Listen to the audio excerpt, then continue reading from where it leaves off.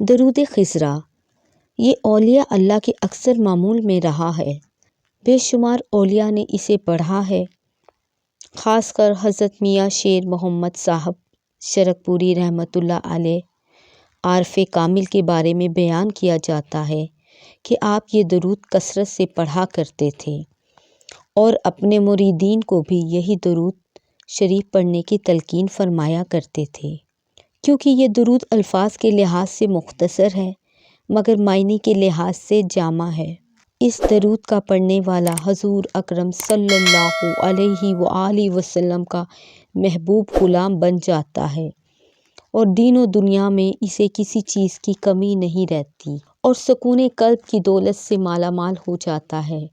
بزرگان چورہ شریف حضرت بابا فقیر محمد چوراہی اور ان کے سجادہ نشین حضرات کے معمول میں یہی درود کثرت سے پڑھا جاتا ہے۔